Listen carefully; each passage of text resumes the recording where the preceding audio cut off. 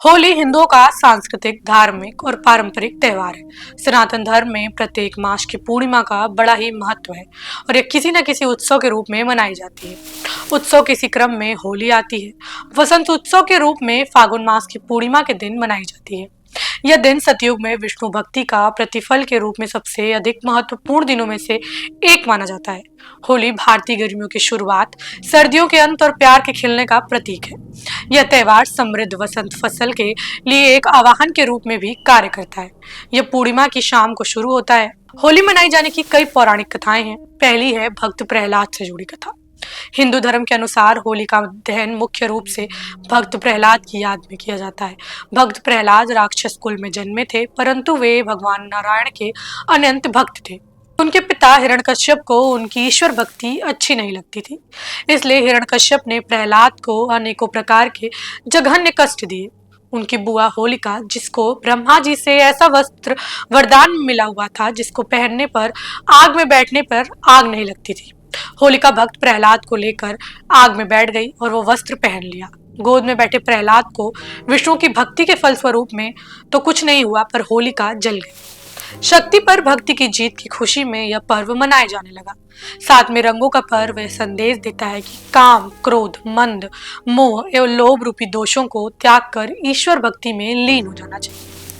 दूसरी कथा आती है रति और कामदेव की। शिव पुराण के अनुसार हिमालय की पुत्री पार्वती शिव से विवाह हेतु कठोर तपस्या कर रही थी और शिव भी तपस्या में लीन थे। इंद्र का भी शिव और पार्वती के विवाह में स्वार्थ छिपा था। ताड़कासुर का वध शिव और पार्वती के पुत्र द्वारा ही होना था।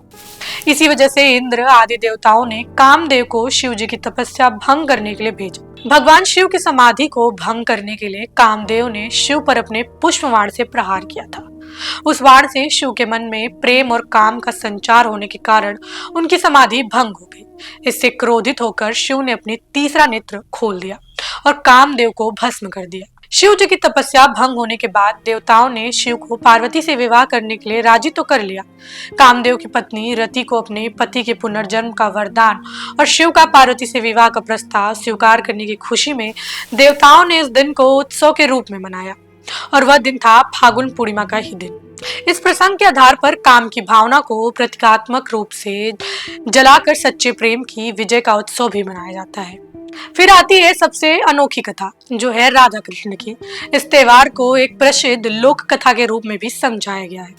कृष्ण को चिंता थी कि गोरी त्वचा वाली राधा उनके काले रंग के कारण उन्हें पसंद नहीं करेगी। उनकी माँ यशोदा, जो उनकी विनती से थक गई थी, उन्होंने कृष्ण से कहा कि जाओ, तुम्हें जो भी मनचाहा रंग पसंद हो वह राधा को लगाओ। और इसे प्रेमपूर्ण कार्य ने राधा और कृष्ण के मिलन को संभव बनाया।